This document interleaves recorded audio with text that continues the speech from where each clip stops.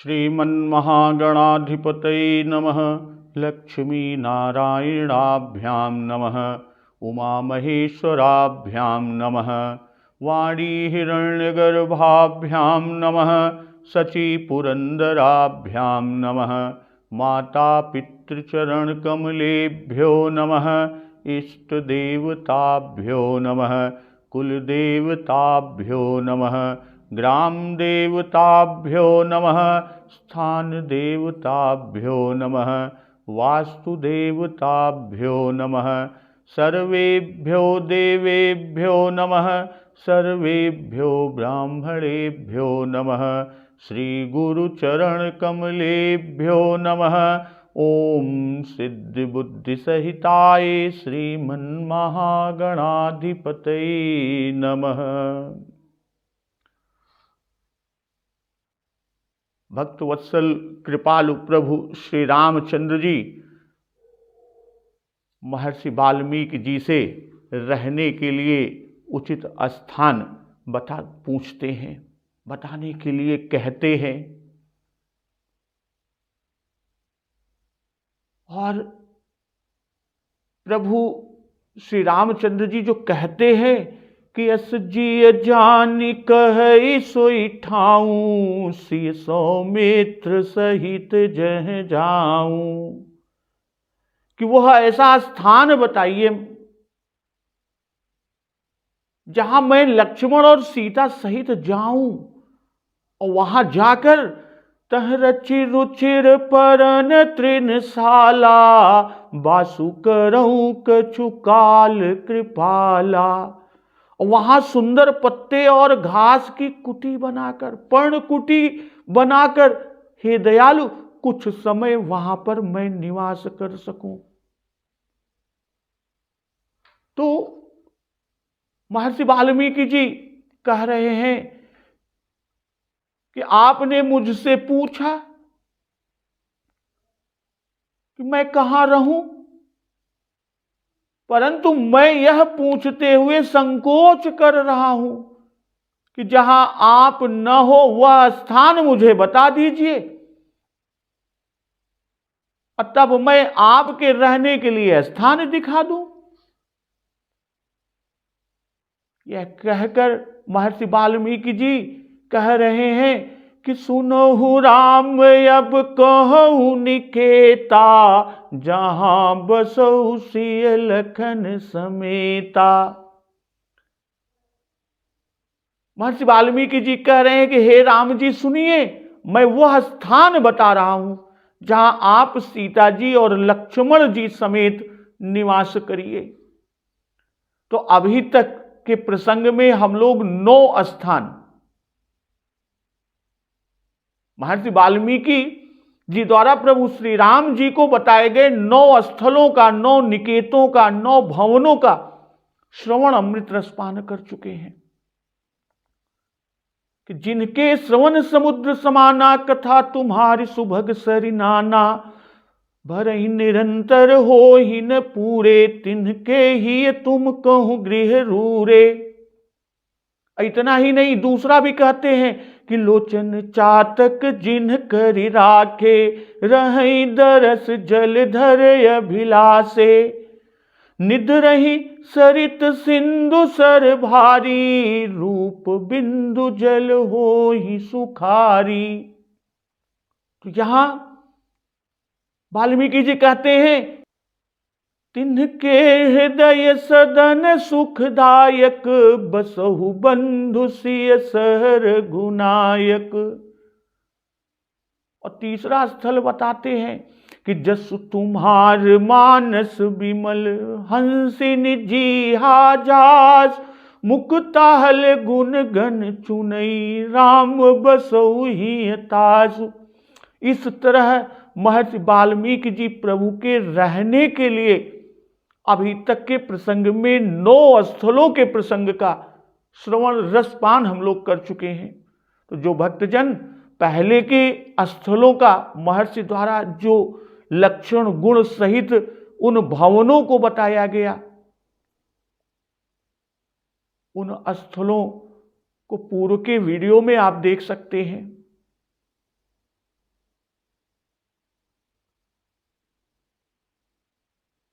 तो आज 10वां स्थल कि अवगुण तज सबके गुण गहही, विप्रधेनु हित संकट सहही, नीति निपुण जिन्ह कई जगली का, घर तुम्हार तिन्ह कर मनुनी का, गुण तुम्हार समुझई निज दोषा, जही सब भांति तुम्हार भरोसा, राम भगत प्रिय लागई जेही, तेहि और बसहु सहित भय देही, जाति पाति धनु धर्म बढ़ाई, प्रिय परिवार सधन सुखदाई, सब तजी तुम्हि रहई उरलाई, तेहि के हृदय रहु रघुराई, सरगु नर कुअप बरगु समाना, जह तह देख धरे धनु भाना, कर्म बचन मन राउर चेरा, राम करहु तेहि के उर डेरा, जाहि न चाहिए कबहु कछु, तुम सन सहज स्नेहु, बसहु निरंतरता सुमन, सोराउर निज गेहु। तो आज के प्रसंग में महर्षि वाल्मीकि जी कह रहे हैं कि जो अवगुणों को छोड़कर सबके गुणों को ग्रहण करते हैं, अवगुण तज, अवगुण को तजते हैं, छोड़ते हैं, और सबके गुण गहही, और सबके गुणों को ग्रहण करते हैं, अविप्रधेनु हित संकट सहही, ब्राह्मण और गौ के लिए संकट सहते हैं, नीति निपुण जिन्ह कई जगली का, घर तुम्हार तिन्ह कर मनुनी का, नीति निपुणता में जिनकी जगत में मर्यादा है, उनका सुंदर मन आपका घर है, गन तुम्हार समुझई निज दोषा, जही सब भांति तुम्हार भरोसा। भाई जो गुणों को आपका और दोषों को अपना समझते हैं, गण तुम्हार यानी गुण तुम्हारे, और समुझई निज दोषा कि स्वयं के लिए दोष को समझता है, और जे सब भांति तुम्हारे भरोसा, और सब प्रकार से जिसे आपका ही भरोसा है, राम भगत प्रिय लागहि जेही, तेहि उर बसहु सहित भय देही। और राम भक्त जिसे प्यारे लगते हैं, राम भगत प्रिय लागहि जेही, जिनको राम भक्त प्रिय लगते हैं, तेहि उर उसके हृदय में बसहु सहित भय देही, कि आप सीता सहित निवास कीजिए।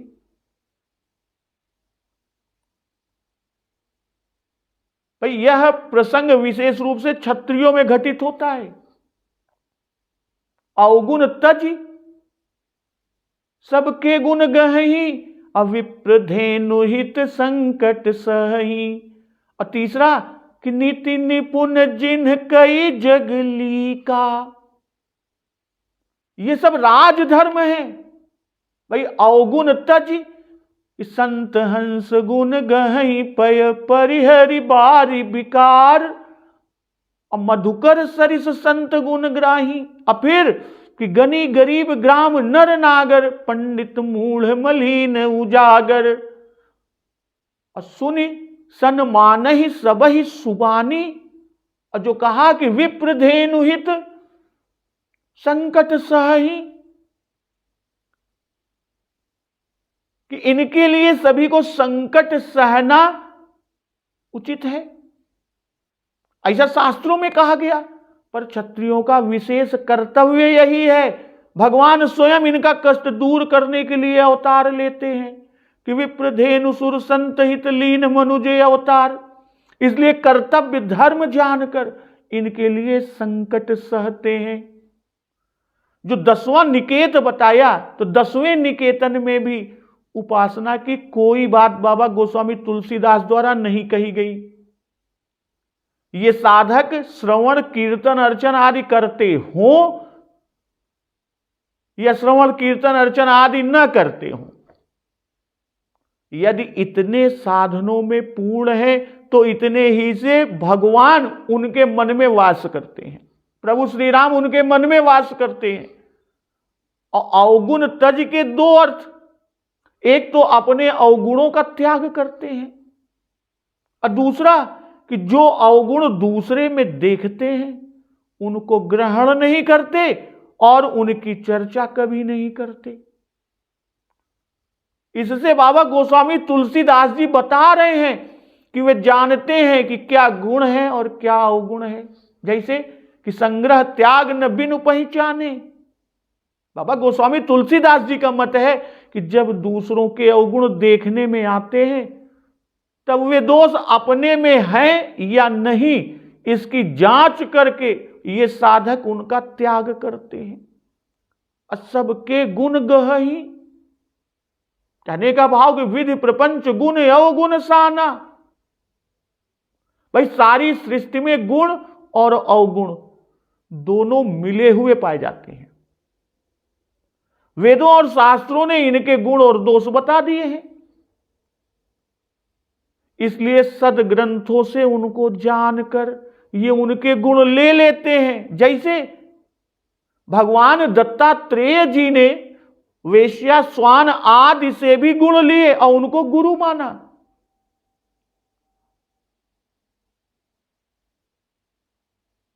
भाई उनको भी अपना गुरु माना। और सबके, जो यहां पर कहा कि सबके गुण गहहि, तो इससे बता रहे हैं कि जहां भी गुण देखते हैं सुनते हैं उसे ग्रहण कर लेते हैं।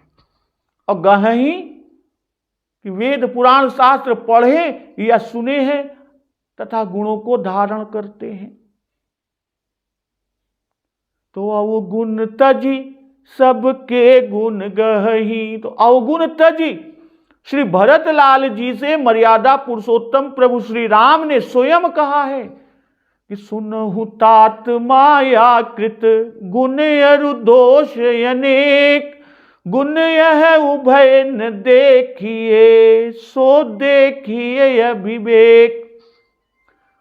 भगवान श्री कृष्ण ने उद्धव जी को उपदेश करते हुए श्रीमद् भागवत के एकादश स्कंध में स्पष्ट किया है कि गुण दोष दृशेर दोषो गुण स्तु भय वर्जित है, यानी गुण और दोष दृष्टि के दोष हैं। जिससे हमारा स्नेह है, जिसमें हमारा अपनत्व है, उसके दोष भी गुण जान पड़ते हैं। और जिससे हमारा द्वेष हो जाता है तो उसके गुण भी दोष प्रतीत होते हैं। भाई दृष्टिकोण के भेद से एक ही कार्य किसी को गुण और किसी को दोष जान पड़ता है। कार्य एक ही है, अलग अलग व्यक्ति को किसी को गुण और किसी को दोष समझ पड़ता है। तो यह गुण दोष देखने वाली वृत्ति दृष्टि का दोष है और यह अविवेक है। इसलिए सर्वोत्तम मार्ग तो क्या, सर्वोत्तम मार्ग तो यह है कि दूसरों के दोष एवं गुण का चिंतन छोड़कर सबको भगवत स्वरूप समझकर और सबकी यथासंभव सेवा की जाए और भगवान की मंगल कथा का रसास्वादन किया जाए।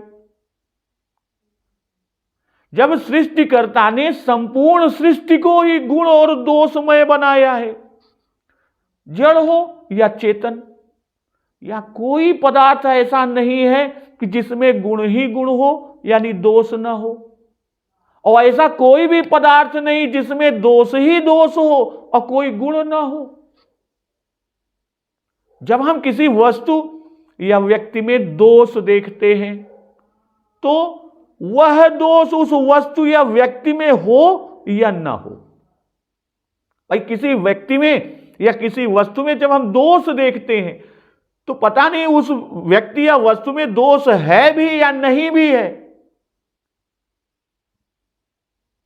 हमारे चित्त में दोष वृत्ति का उदय तो होता ही है, हमारा चित्त उससे मलिन होता है।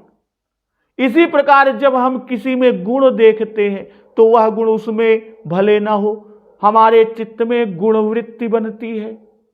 इसलिए दोष देखने में अपनी हानि ही हानि है और लाभ कुछ नहीं है।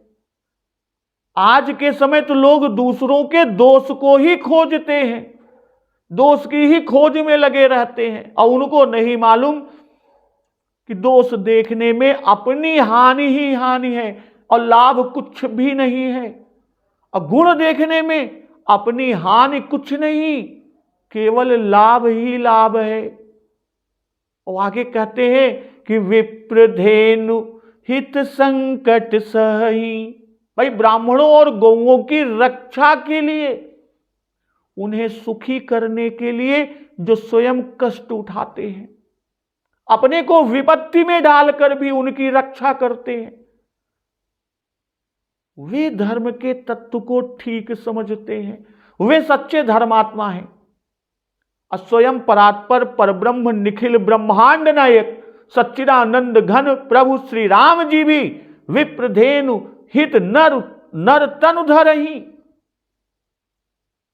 भाई ब्राह्मणों की रक्षा, ब्राह्मणों की सेवा और गायों की रक्षा और गायों की सेवा तो भगवान का अपना काम है।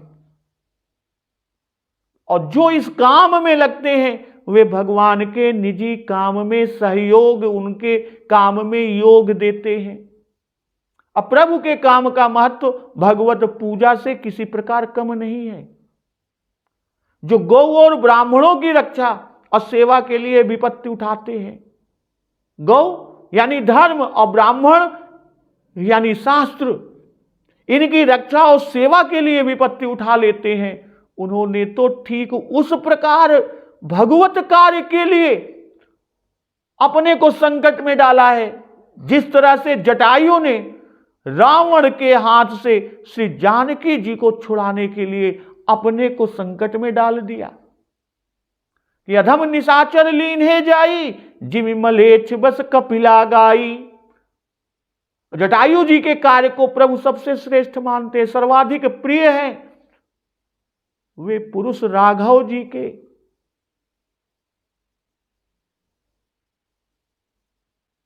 जो इस तरह का भाव रखते हैं उनके कार्य को प्रभु श्रेष्ठ मानते हैं, सबसे श्रेष्ठ और सर्वाधिक प्रिय हैं वे पुरुष श्री राघव जी के। नीति निपुण जिन्ह कई जगनी लीका। भाई अति नय निपुण न भाव या नीति, ऐसे निपुण की जगत में उनकी लीक है। वे नीति मार्ग को बांध गए या चला गए जो आज तक चली जाती है, आज तक वही चल रही है।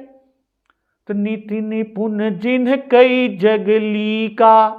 भाई जो किसी का दोष नहीं देखता, सब में गुण ही गुण देखता है, तो वह सर्वत्र धोखा खाता होगा। धूर्त लोग उसे ठगते ही रहते होंगे। गौ और ब्राह्मण यानी धर्म और शास्त्र की रक्षा के उत्साह में वह अकारण भी अपने को विपत्ति में डाल लेता होगा। यहां इन सब शंकाओं का निवारण कर दिया गया कि नीति निपुण जिन्ह कई जगली का, कि वे इतने नीति कुशल हैं कि संसार उनके पद चिन्हों पर चलता है। उनके द्वारा स्थापित नीति मार्ग दूसरों को पथ प्रदर्शित करता है, पथ दर्शन करता है। उदाहरण देखना हो तो महाभारत में श्री विदुर जी की नीति और उनका जीवन देखना चाहिए। भीष्म पितामह जी भी इसके आदर्श हैं। और इस विषय में मानस में श्री भरतलाल जी और हनुमान जी के चरित्र देखने योग्य हैं। भाई अन्याय करना पाप है, अन्याय सहना भी पाप जैसा ही है। किसी में दोष नहीं देखना चाहिए, पर किसी के भुलावे में नहीं आना चाहिए। दोष न देखकर गुण देखना संत का चिन्ह है, और ठगे जाना अज्ञान का चिन्ह है। संत अज्ञानी नहीं होता, उसे ठगा नहीं जा सकता। जानबूझकर वह किसी के छल को किसी कारण सह ले, उसकी उपेक्षा कर दे, तो वह दूसरी बात है। और गौ और ब्राह्मण की रक्षा भी वही कर सकेगा जो नीति निपुण होगा। कि नीति निपुण जिन्ह कई जगली का, केवल उत्साह त्याग से रक्षा नहीं होती। उत्साह त्याग होने पर भी नीति कुशलता न हो तो रक्षा के स्थान पर अपने अटपटे व्यवहार से रक्ष का संकट बढ़ जाने की संभावना होगी। इसलिए रक्षा का दायित्व लेने वाले को आदर्श नीति निपुण होना चाहिए। तो नीति और निपुण जो बात कर रहे हैं, इसका अर्थ क्या है? इसका अर्थ है कि वह स्वयं अन्याय नहीं करेगा और किसी को के अन्याय को चलने भी नहीं देगा, उसे ठगा नहीं जा सकेगा, वह व्यवहार में पूरा सावधान रहता है। तो यह दशम भवन कि घर तुम्हार तिन्ह कर मनुनी का, तो यह जो 10वां निकेत है, दशम भवन है, यह भी लोक नेता का आदर्श रखता है। किंतु यह लोक नेता सामान्य लोक नेता नहीं, यह जन साधारण का अग्रणी नहीं, यह गौ और ब्राह्मणों का सेवक है, यह धार्मिक है, धार्मिक नेता है। गौ यानी धर्म, ब्राह्मण यानी शास्त्र का यह संरक्षक है। ऐसे धार्मिक नेता का स्वरूप, ऐसे धार्मिक व्यक्ति का स्वरूप इसमें बताया हुआ है। इस भवन में भी उपासना की आवश्यकता नहीं बताई। यह निष्काम कर्म योग का ही मार्ग है। कहीं किसी में दोष न देखकर सर्वत्र सबके गुणों पर ही दृष्टि रखता हुआ गौ ब्राह्मण धर्म इस शास्त्र की सेवा में विपत्ति उठाने से भी जो हिचकता न हो, और व्यवहार के क्षेत्र में जो आदर्श नीति निपुण है, उसका मन तो श्री राम जी के लिए नीका भवन ही है। तो सुंदरकांड के उत्तरार्ध में 10वें प्रकार के भक्त विभीषण जी हैं, और उनमें ये तीनों गुण पाए जाते हैं कि जो कृपाल पूछो मोहि बाता, मति अनुरूप कहूँ हित ताता। तो यह अवगुण तज सबके गुण गहि का उदाहरण है। अविप्र रूप धरि बचन सुनाए, सुनत विभीषण उठित आए। और अति नय निपुण न भाव या नीति, तो यह नीति निपुणता का उदाहरण है। तो गुण तुम्हार समुझई निज दोषा, जही सब भांति तुम्हार भरोसा। भाई अच्छे या बुरे चाहे जिससे आप मिलिए, साधारणतः मानव मन की एक ही प्रकृति है।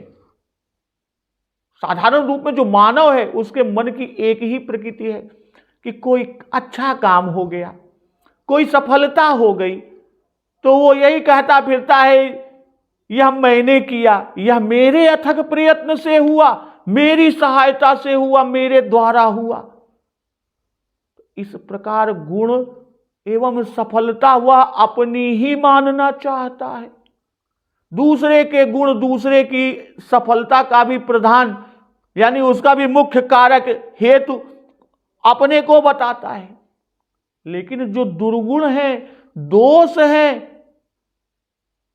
उनके लिए कहता है मानव, आज का मनुष्य यह व्यवस्था है, यह अमुक की सम्मति का फल है, उनके सलाह के परिणाम है, अमुक के संग ऐसा हुआ, मेरा विचार तो ऐसा नहीं था। इसी प्रकार असफलता के लिए कहता है कि दैव ने साथ नहीं दिया, अमुक की सम्मति ने सारा काम चौपट कर दिया, फलाने ने काम बिगाड़ दिया। इस प्रकार अपने में कोई दुर्गुण, कोई दोष वह स्वीकार नहीं करना चाहता। जो मानव मन की आज की प्रकृति है, अपने को किसी हानि, किसी असफलता का निमित्त नहीं मानना चाहता। यानी कोई हानि हुई, कोई असफलता मिली तो उसका निमित्त स्वयं नहीं बनना चाहता, सब दोष भाग्य, ईश्वर, परिस्थिति, समाज, सहयोगियों को ही बतलाता है। वहां यदि आप किसी चोर या हत्यारे से बात करें तो वह अपनी चोरी या अपनी हत्या के पक्ष में इतने तर्क दे देगा कि वह साक्षात धर्म की मूर्ति जान पड़ेगा। ऐसा लगेगा कि इससे बड़ा धर्म जानने वाला तो कोई है ही नहीं। मनुष्य का अहंकार, जो मनुष्य का अहंकार होता है, उसे निरंतर धोखा देता रहता है। जिन कार्यों को करने के लिए हम दूसरों की निंदा करते हैं, हे फलनवा तो ऐसा केस, दूसरों से जिन कार्यों के कारण घृणा करते हैं, अपने उन्हीं कार्यों को उचित ठहराते हैं, उसी को उचित मानते हैं और चाहते हैं कि दूसरे भी उसे उचित मान लें। प्रकृति अधोगामिनी है। मन, बुद्धि, चित्त, अहंकार तथा इंद्रियां भी स्वभाव से बहिर्मुख हैं। विषयों में इनकी सहज प्रवृत्ति है। किस तरह? जैसे पके अन्न का सहज धर्म सड़ना है। अगर वह सुरक्षित रहता है तो किसी के विशेष प्रयत्न से रहता है।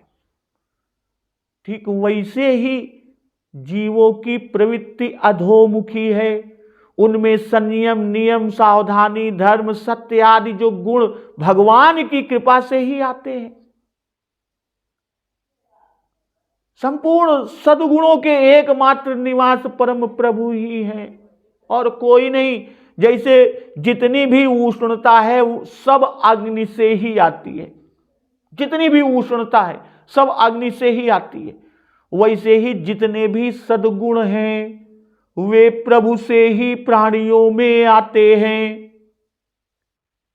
जो विचारशील हैं, विवेकी हैं, वे इस सत्य को समझते हैं और जितने गुण हम में हैं वे हमारे नहीं हैं, वे तो प्रभु के गुण हैं, उनकी कृपा से हम में आए हैं और ऐसी उनकी धारणा होती है और इसके फलस्वरूप अहंकार, दर्प आदि उन्हें स्पर्श नहीं कर पाते, उनमें छू नहीं जाते। और आज बड़ी सरलता से लोग कह देते हैं भगवान ही सबके संचालक हैं, सबके कर्ता धर्ता भगवान है। भाई सब कार्य उन्हीं की इच्छा से होते हैं, फिर हम पाप भी उन्हीं की इच्छा से करते हैं। आज के मानव ऐसे ही कहते हैं, उनकी प्रकृति यही है, तो हमें हमारे पाप का दंड क्यों भोगना पड़ता है? यह कहां का न्याय है? उनसे अगर पूछा जाए भैया जैसे तुम भगवान की इच्छा से चोरी व्यभिचार करके अपने को निर्दोष मानते हो, तो वैसे ही दूसरा भी तुम्हारे घर चोरी, तुम्हारे घर के साथ अनाचार अगर करता है तो क्या भगवान की इच्छा के बिना ही वह कर लेता है? जब वह भी भगवान की इच्छा से ही ऐसा करता है तो फिर आप दुखी और क्रोधित क्यों होते हो? उसे दोषी क्यों बताते हो? क्यों चाहते हो कि उसे दंड मिले? देवता, जो अपराध है, पाप है, वह सबके लिए ही पाप है, उसमें बहानेबाजी करना नितांत व्यर्थ है। अगर इसको समझें कि बात क्या है? बात यह है कि जैसे सूर्य के प्रकाश से ही सबके नेत्र देखने में समर्थ होते हैं। अगर सूर्य का प्रकाश न हो तो देखने में समर्थ होगा कोई? वो आंख वाला हो चाहे ना हो। किंतु कहीं सद्भावपूर्ण दृष्टि डालना और कहीं कुदृष्टि डालना व्यक्ति का निजी कार्य है। वो तो सूर्य भगवान नहीं दिखा रहे हैं, उन्होंने तो प्रकाश किया। अब आप सुदृष्टि डालते हैं कि कुदृष्टि डालते हैं, वो तो आपका निजी कार्य है। तो वैसे ही भगवान की शक्ति से ही संपूर्ण विश्व सचेष्ट है। यह ठीक होने पर भी भूलना नहीं चाहिए कि मनुष्य कर्म करने में स्वतंत्र है। जितने भी पाप, जितने भी अपराध, जितने भी दोष ये व्यक्ति के हैं, सर्वात्मा के नहीं हैं। शरीर के, इंद्रियों के तथा स्वजन संबंधियों के सुख में आसक्ति, मान सम्मान में आसक्ति, इस समस्त पापों की जड़ है। और देहाशक्ति से ही पाप होते हैं। आलस्य, प्रमाद, असावधानी आदि यह भी देहाशक्ति के कारण ही है। यदि व्यक्ति अपनी देहाशक्ति छोड़कर अपने को भगवान का यंत्र बना दे, स्वयं कुछ नहीं सब भगवान का यंत्र बना दे, उन्हीं के यंत्रवत चले, तो उसमें कोई दोष रह ही नहीं सकता। उसमें भूल से भी कोई पाप होना संभव, पॉसिबल ही नहीं है। क्यों? क्योंकि भूल स्वयं व्यक्ति के अहंकार तक ही रहती है। गुण तुम्हार समुझई निज दोषा, यह कोरी भावुकता नहीं, यही सत्य दृष्टि है। और जो सत्य से विमुख है उसे सत्य स्वरूप परमात्मा की उपलब्धि कैसे हो सकती है? भाई तुलसी सुखी जो राम सो दुखी, सो निज करतूति, अकर्म बचन मन ठीक जेहि, तेहि न सकै कलि धूति।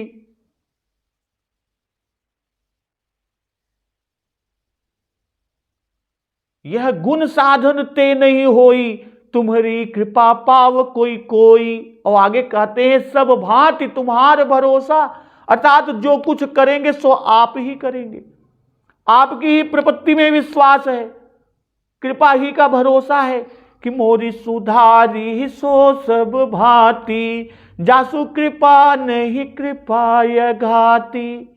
आपन जान इन त्यागी है, मोहि रघुबीर भरोस।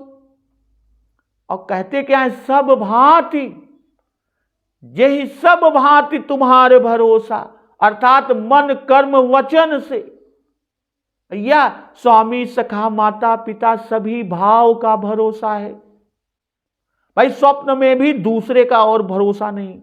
यह लक्षण चौथे निकेतन में भी कहा गया है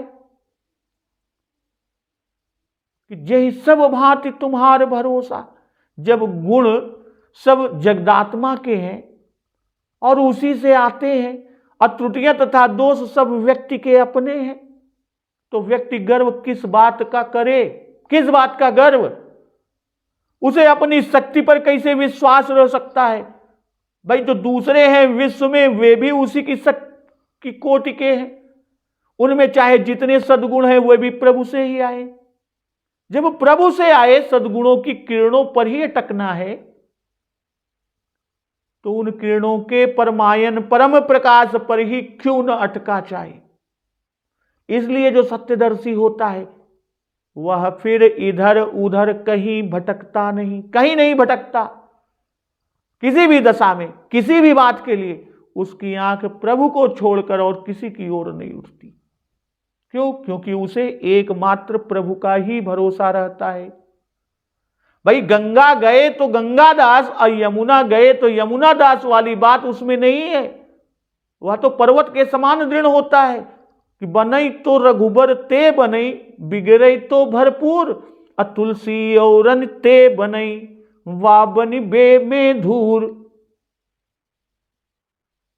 और राम भगत प्रिय लागई जेहि, भाई जिसे भगवान प्यारे लगेंगे उसे भगवान के भक्त भी प्यारे लगेंगे ही। और सच्ची बात तो यह यहां आत्मसमर्पण की सबसे ऊंची स्थिति बताई गई है। भाई आत्मसमर्पण, सख्य, दास्य और अंत में वात्सल्य, यह क्रम यहां। और वात्सल्य अंत में तो महर्षि वाल्मीकि अपने भाव के कारण रखते हैं। जैसे पतिव्रता स्त्री अपने प्रियतम पति में गुण ही गुण देखती है, पतिदेव जो गुण उसमें बतलाते हैं उन्हें भी वह पति की उदारता मानती है। अपने से उसे त्रुटियां ही दिखती हैं, पति से हुई भूल और हानि को भी वह अपनी त्रुटि ही समझती है। अब पति के अतिरिक्त उसका कोई आश्रय नहीं, पति ही उसका एकमात्र भरोसा है। और पति के जो प्रियजन परिजन हैं वे पति के संबंध से प्रिय हैं। और ठीक यही अवस्था इस साधक, इस भक्त की है। लंका कांड के पूर्वार्ध में 11वें प्रकार के भक्त समुद्र जी हैं कि प्रभु भल कीन मोहि सिख दीन्ही। तो यह जो है गुण तुम्हार समुझई निज दोषा है। अप प्रभु प्रताप मय जाब सुखाई, उतरी कटक न मोर बड़ाई। जल निधि रघुपति दूत बिचारी, तय मैं नाक हो ही श्रमहारी। तो यह राम भगत प्रिय लागहि का उदाहरण। तो 10वां स्थान तितिक्षा वृत्ति या नीति वृत्ति है और 11वां कार्पण्य वृत्ति है। अब 12वें और 13वें स्थल जो स्थान निकेत वाल्मीकि जी ने प्रभु श्री राम को बताए हैं कि जाति पाति धनु धर्म बढ़ाई, प्रिय परिवार सदन सुखदाई, सब तज तुम्हि रहै लौलाई, तेहि के हृदय रहौ रघुराई। और 13वां स्थान बताया कि सरगुन रघुअप बरघु समाना, जह तह देख धरे धनु बाना, करम बचन मन राउर चेरा, राम करहु तेहि के उर डेरा। 12वें स्थान में कह रहे हैं कि जाति पाति धनु धर्म बढ़ाई, प्रिय परिवार सदन सुखदाई, सब तज तुम्हि रहु लौलाई। भाई जो जाति पाति धन धर्म बढ़ाई, प्रिय प्यारा कुटुंब सुखदायक घर सब छोड़कर आप ही में लो लगाए रहता है, तो तेहि के हृदय रहो रघुराई, उसके हृदय में हे रघुराई आप रहिए। और 13वें स्थल को बता रहे हैं कि सरगुन रघुअप बरघु समाना, जह तह देख धरे धनु बाना, करम बचन मन राउर चेरा। भाई स्वर्ग नरक मोक्ष जिनको ये सब समान है और जो जहां तहां सर्वत्र सब स्थानों में धनुष बाण धारण किए हुए आपको ही देखते हैं, अकर्म वचन मन से आपके चेहरे हैं, तो राम करहु तेहि के उर डेरा, हे राम उनके हृदय में आप डेरा कीजिए। जब तक पुरुष भगवान की शरण में नहीं जाता, जब तक वह उन दया धाम का जन नहीं हो जाता, तभी तक उसके हृदय में राग द्वेष काम क्रोध लोभ मोह मद मत्सर आदि शांत एवं आनंद को चुराने वाले चोर रहते हैं, और तभी तक घर उसके लिए कारागार के समान बंदी करके रखने वाला रहता है, और तभी तक मोह की बेड़ी उसके पैरों को जकड़े हैं। वह क्या कि जाति पाति धनु धर्म बढ़ाई, प्रिय परिवार सदन सुखदाई। कि मैं अमुक जाति का हूं, अमुक समाज का हूं, अमुक बिरादरी का हूं, अमुक पार्टी का हूं, यह मनुष्य को बांध कर रखने वाला राग है। यही मनुष्य को बांध कर रखता है और यही राग बांधता है। जाति और समाज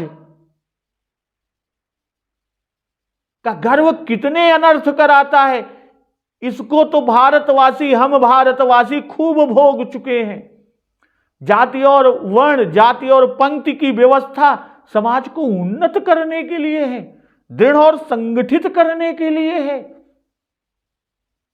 लेकिन जब कोई यह मान लेता है मैं दूसरों से बड़ी जाति का हूं, तो वह प्रमाद करता है, उसके द्वारा अनर्थ होने लगता है। स्व एवं धर्मे न परम छिपेत स्थित है, अपने धर्म में स्थित रहे किंतु दूसरे पर आक्षेप न करे, यह आदर्श है वर्ण व्यवस्था का। लेकिन जहां भगवान की शरण लेना है वहां भला जाति पाति का भेद कैसा। भाई जीव की तो कोई जाति है नहीं, जन्म से पूर्व और मृत्यु के पश्चात हमारी जाति तथा वर्ण का क्या कुछ पता है? कुछ नहीं। सर्वेश्वर प्रभु की दृष्टि में सब समान है, सब उन्हें प्राप्त करने के अधिकारी। हां, व्यवहार में तो वर्णाश्रम धर्म की मर्यादा का पालन होना चाहिए, किंतु मन में ऊंच नीच का भेद नहीं होना चाहिए। जाति का गर्व ही अनर्थ है। जैसे उच्च वर्ण उच्च कुल में जन्म का मद है, वैसे ही धन का भी मद होता है। क्यों? लक्ष्मी ही मनुष्य को कान, आंख और वाणी से रहित करके बहिरा, अंधा, गूंगा बना देती है। इसमें मनुष्य का दोष क्या है? अरे वह हलाहल विष की सहोदर बहिन है। भाई समुद्र मंथन से हलाहल विष भी निकला और समुद्र मंथन से श्री लक्ष्मी भी निकली, तो वह सहोदर बहिन हुई। अब हलाहल विष की सहोदर बहिन होते हुए भी वह मार नहीं डालती, यही क्या कम आश्चर्य है। ये लक्ष्मी देवी भगवान की अर्धांगिनी है, इसलिए जो भगवान की शरण ले लेता है उस पर उनका मादक प्रभाव नहीं पड़ता, वह धन की अपेक्षा ही नहीं करता। अब रही धर्म की बात,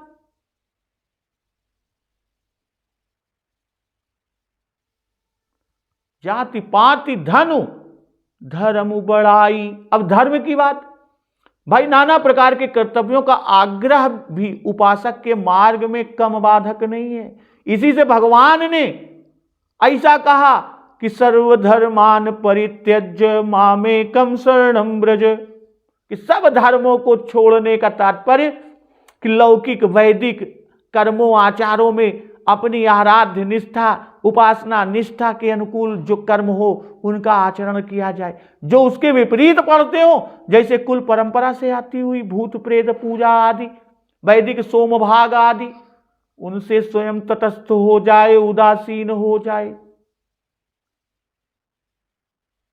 कि जाति पाति धनु धर्म बढ़ाई। अब बढ़ाई यानी पद का गर्व, सम्मान का गर्व सबसे बड़ा। 100, 200, 1000, 2000 जिसे संत महात्मा विद्वान कहने लगते हैं, वह समझ ही नहीं पाता कि मूर्खों की भीड़ के कहने से कोई संत महात्मा विद्वान नहीं हो जाता। और ऐसी प्रशंसा पाकर लोग अपने को अवतारी मानने लगते हैं। राम जी और कृष्ण जी से भी ऊंचे पहुंचा हुआ घोषित करने लगते हैं। अब बड़े बड़े त्यागी भी बड़ाई के पीछे दौड़ते देखे जाते हैं और अपमान से लाल भी हो जाते हैं। बड़ाई पाने की भावना सभी में रहती है। त्याग, सदाचार, सत्कर्म से ही यश मिलता है, इसलिए यश इच्छुक पुरुष सत्पुरुष होता है। लेकिन है यह भी वासना, तो वासना पर जिसकी विजय हुई वही सच्चा साधु है। प्रिय परिवार सदन सुखदाई।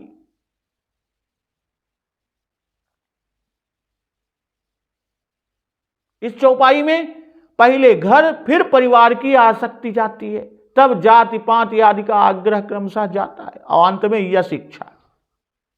भाई धन के लिए जाति और वर्ण के आचार से लोग च्युत होते प्रायः सर्वत्र पाए जाते हैं। यज्ञ आदि धर्मों के लिए धन का त्याग आवश्यक, जाति आदि सबका त्याग करके तो वीतराग अवधूत हो गए। बड़ाई पाने की इच्छा उनमें भी रहती है, लेकिन इस क्रम से यह न समझ लेना चाहिए, यह नहीं मानना चाहिए कि परिवार और घर को छोड़ देना बहुत सरल है। परिवार इसीलिए प्रिय और सदन को सुखदायक बताया। परिवार की वासना इतनी प्रबल होती है कि साधु तो हो जाते हैं, साधु हो जाने पर भी चाचा गुरु, दादा गुरु, गुरु भाई, चचेरे गुरु भाई, इनका संबंध जोड़कर पूरा नया परिवार ही बना लिया जाता है। तो जो स्त्री पुत्र, घर द्वार, स्वजन बांधव और प्राणों से भी प्यारे धन को छोड़कर मेरी शरण में आए हैं, भागवत में उल्लेख है, भगवान जी कहते हैं उनको छोड़ने की बात तो दूर रही, उनके छोड़ने की इच्छा भी मैं कैसे कर सकता हूं। भगवान ने यह बात दुर्वासा से अम्बरीश की भक्ति की प्रशंसा करते हुए कही थी कि वे गृहस्थ थे, स्त्री पुत्र राज्य को उन्होंने नहीं छोड़ा था, वे सन्यासी नहीं हुए थे। सब तज यानी अर्थ घर द्वार छोड़कर बाबा जी नहीं बनना है। सब तज का अर्थ केवल सबकी आसक्ति छोड़ देना है। सब रहे तो ठीक, सब नष्ट हो जाए तो भी ठीक, ऐसी स्थिर वृत्ति यहां चाहिए। तो इस द्वादश भवन में सख्य भाव का वर्णन, अपने परम प्रिय सखा श्री राम जी से भिन्न जाति वर्ण धर्म का कोई अहंकार जिसे नहीं, जिसकी जाति आदि सब सखा पर न्यौछावर है, धन मान अपना कुछ नहीं है, जो अपने प्रिय सुहृद के स्नेह में न तो धन की चिंता करता है और न मान अपमान की चिंता करता है। ठीक उसी तरह जैसे बालक अपने प्रिय मित्र दूसरे बालक के साथ खेलते समय जात याद सब भूल जाता है, भूला रहता है, ऐसे ही सब ओर से हटकर जिसका चित्त प्रभु श्री राम में निरंतर लगा रहता है, उसके चित्त में कौशल कुमार निवास करते हैं। तो लंका कांड के उत्तरार्ध में 12वें प्रकार के भक्त हुए वानर लोग हैं। अब 13वें स्थल की बात कर रहे हैं कि सरगुन रघु अपबर गुसमाना, जह तह देख धरे धनुबाना। भाई स्वर्ग का सुख, नरक का दुख और मोक्ष का आनंद, ये सब उनको एक समान है, एक से हैं। नरक में ही आकर रहकर प्रभु को, नरक में ही रहकर प्रभु को ही देख हुए सुखी रहते हैं कि औरू मेरे को है काहि कही हो, रंगराज जो मन को मनोरथ जेहि सुनाए सुख लई हो। यम यातना योनि संकट सब सह दुसह रुसई हो, मोको अगम सुगम तुमको प्रभु तौ फल चारिन चई हो। खेलिबे को खग मृग तरु किंकर है, रावरो राम हो रही हो, एहि नाते नर को सच पई हो, या बिनु पद परम पदहु दुख दई हो। इतनी जिय लाल सा दास के कहत पान ही गई हो, दीजय बचन के हृदय आनिए, तुलसी को पन निर्भई हो।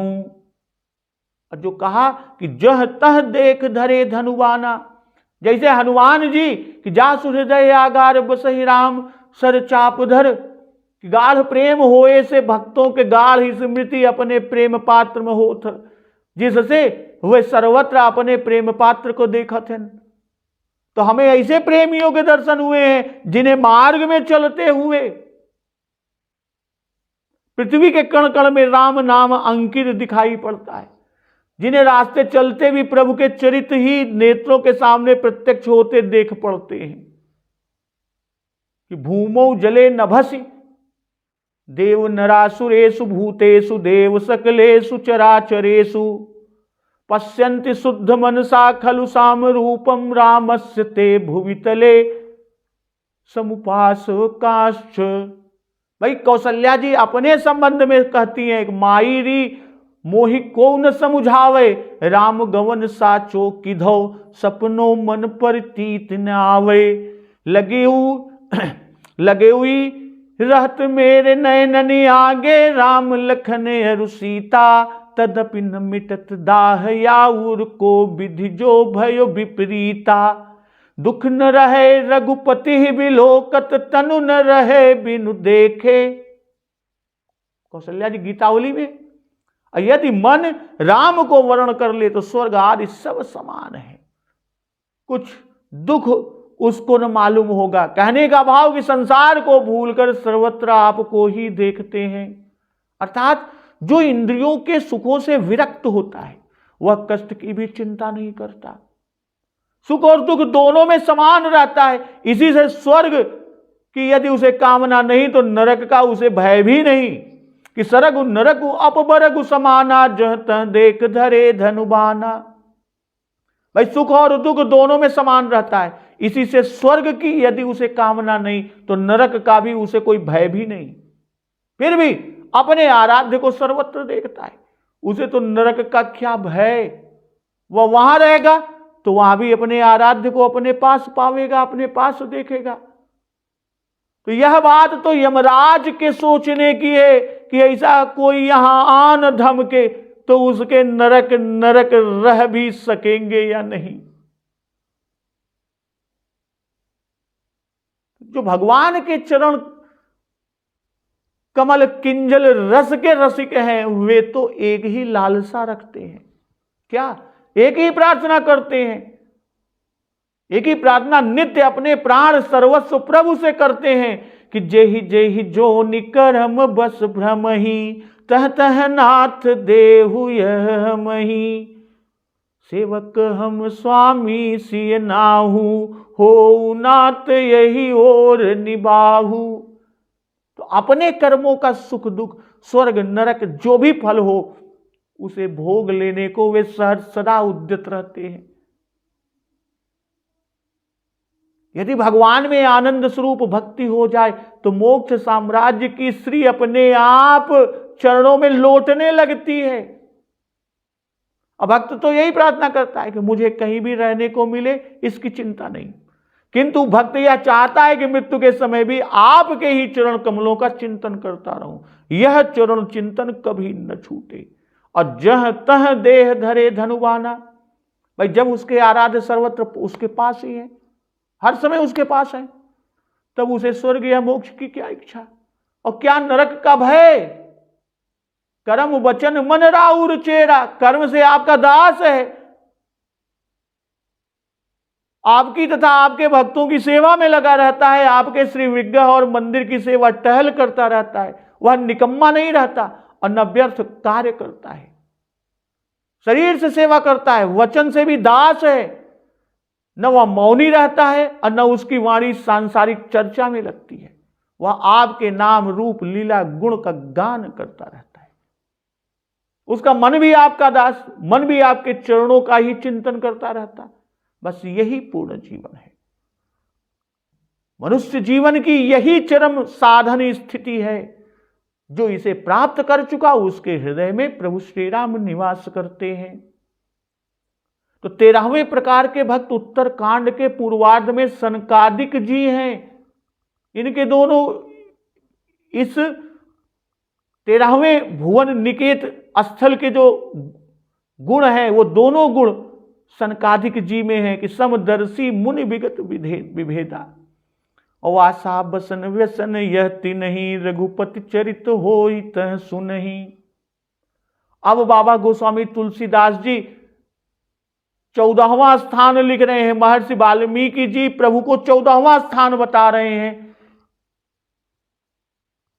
कि जाहि न चाहिए कबहु कछु, तुम सन सहज सनेहु, बसहु निरंतरता सुमन सो राउर निज गेहु। भाई जिसे कभी भी कुछ न चाहिए, जो आपसे स्वाभाविक प्रेम रखता है, उसके मन में निरंतर वास कीजिए। वह आपका अपना खास राजमहल घर है। यही विधि मुनिवर भवन दिखाई। इस प्रकार मुनि ने वह 14 स्थान जो बताने को कहे थे वह दिखाए। भाई ये निष्काम प्रेमी भक्त हैं, तो 14वें स्थल की बात कर रहे हैं। सकल कामनाहीन जे राम भगति रसलीन, इनका हृदय निष्काम है, इसी से यह निज घर है, इसमें सदा निवास करने को कहते हैं। 4 प्रकार के भक्तों में से ज्ञानी प्रभु ही विशेष प्यारा और इससे भी अधिक प्रेमी प्यारा।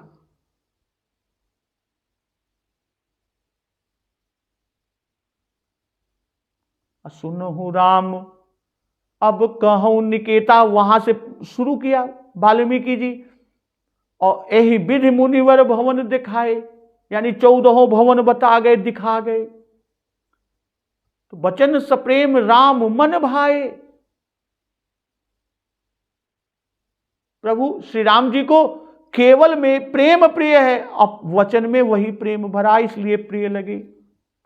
तो इस अंतिम 14वें भवन में महर्षि वाल्मीकि वात्सल्य भक्ति का वर्णन किए।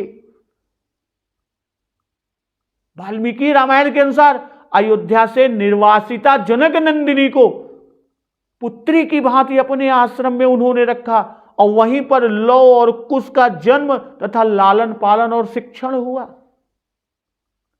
महाराज दशरथ और महाराज जनक से भी महर्षि की मित्रता, इसलिए श्री राम जी में महर्षि का वात्सल्य भाव है। मर्यादा पुरुषोत्तम ने भी इसीलिए अपने रहने योग्य स्थान महर्षि वाल्मीकि जी से ही पूछा,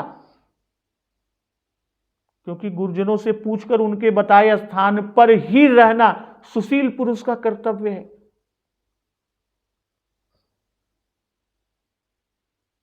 इसलिए महर्षि के लिए जो प्रधान भाव है, जो उनका अपना भाव है, उसका वर्णन वे सबसे अंत में करते हैं, सो राउर निज गेहूं कहकर उसकी विशेषता को और दिखा देते हैं। तो जाहिन चाहिए कबहु कछु तुम सन सहज सने, यानी अपने अबोध शिशु पर माता पिता का सहज स्नेह होता है। भला वे अपने नन्हे बच्चे से क्या इच्छा कर सकते हैं? वह सुखी रहे, उनका बच्चा सानंद रहे, बस यही माँ बाप की कामना रहती है। उसके सुख में ही उन्हें सुख है। पशु पक्षी तक, मानो छोड़िए, पशु पक्षी तक अपने शिशुओं से स्वाभाविक स्नेह करते हैं। बड़े होने पर चाहे वे बच्चे माता पिता को पहचाने तक ना, पहचानने से इनकार कर दें, किंतु माता पिता बच्चे के लालन पालन में क्या यह बात कभी सोचते हैं? गोपियों के पूछने पर रास रात्रि में श्री कृष्ण जी ने पवित्र प्रेम के उदाहरण स्वरूप माता पिता के प्रेम का उल्लेख किया। भगवान श्री कृष्ण ने कहा, सुंदरी गोपियों, जैसे स्वभाव से ही करुणाशील सज्जन एवं माता पिता प्रेम न करने वाले से भी प्रेम करते हैं, वैसे प्रेम करने वालों में ही अपवाद यानी त्रुटि रहित धर्म और सौहार्द है। तत् सुख सुखित्व, आराध्य के सुख में ही सुख मानना, उनकी प्रसन्नता में ही प्रसन्न रहना, यह भक्ति का चरम स्वरूप है और वात्सल्य में इसकी पूरी प्रतिष्ठा होती है। सेवक अपने स्वामी से कम अनुकूलता चाहता है, अनुग्रह चाहता है। सखा अपने सखा से समानता का व्यवहार चाहता है, आदान प्रदान चाहता है। स्त्री पति से ही कुछ चाहना से ही जो कुछ चाहना होता है, स्त्री को अपने पति से जो कुछ भी चाहना होता है, सब कुछ चाहती है। तो इन तीनों की अनन्यता सच्ची होती है, सच्चा प्रेम होता है, पर वह जन्मजात यानी सहज नहीं होता। संबंध के पीछे होता है, उसमें कुछ न कुछ हेतु कारण होता है, लेकिन माता पिता का प्रेम सर्वथा स्वाभाविक होता है। उसमें कोई इच्छा नहीं होती, बच्चे के सुख स्वास्थ्य में ही उनकी प्रसन्नता होती है। असो राउर निज गेहूं का भाव वात्सल्य की मुख्यता मानने से यह होगा कि दूसरे स्थान तो बसने के लिए उपयुक्त हैं, पर वहां बसना चाहिए, किंतु यह तो तुम्हारा अपना घर है। पिता का भवन जैसे पुत्र का अपना घर है, वैसे यह तुम्हारा पैतृक भवन, इसे छोड़ना तुम्हारे लिए किसी प्रकार उपयुक्त नहीं। इतनी सुख सुविधा अन्यत्र कहीं नहीं प्राप्त होगी, और किसी कारण से उपयुक्त नहीं भी है तो यह तुम्हारा अपना घर है, इसे उपयुक्त बनाना भी तुम्हारा अपना कर्तव्य है। तो यही विधि मुनिवर भवन दिखाए। मर्यादा पुरुषोत्तम प्रभु श्री राम ने मर्यादा की रक्षा करते हुए इन भवनों के विषय में कुछ कहा नहीं। नर लीला को सार्थक करते हुए बिल्कुल चुप रहे, मौन। किंतु क्या महर्षि वाल्मीकि की प्रार्थना व्यर्थ चली गई? क्या उनके दिखलाए गए भवन प्रभु ने स्वीकार नहीं किए? नहीं नहीं, ऐसा नहीं है, क्योंकि मौनम स्वीकार लक्षणम, चुप रह जाना स्वीकार कर लेने का चिन्ह है। और इतने पर भी आप संतोष न मिले तो मानस के चारों वक्ता तो कह ही रहे हैं कि वचन सप्रेम राम मन भाए, और ये प्रेम पूर्ण वचन श्री राम जी को पसंद आ गए। इससे अधिक स्वीकृति के लिए और चाहिए ही क्या? तो यहां तक मुनि ने 14 निवास स्थान कहे, और 14 कहने का भाव कि 14 ही भुवन है, मानो एक एक स्थान एक एक भुवन है, या 14 वर्ष वन में रहना है। धर्म के निवास स्थान 14 माने गए हैं, यह संपूर्ण विद्याएं 14 हैं, इससे 14 भुवन कहे, 14 स्थल। 14वें प्रकार के भक्त उत्तरकांड के उत्तरार्ध में श्री भुसुंड जी हैं। तो इस तरह महर्षि वाल्मीकि जी ने प्रभु श्री राम जी को 14 स्थल, जो उन्होंने पूछा था कि वह ठाव स्थल बताइए जहां लक्ष्मण सीता जी के साथ मैं रह सकूं, पर्णकुटी बनाकर कुछ दिन निवास कर सकूं।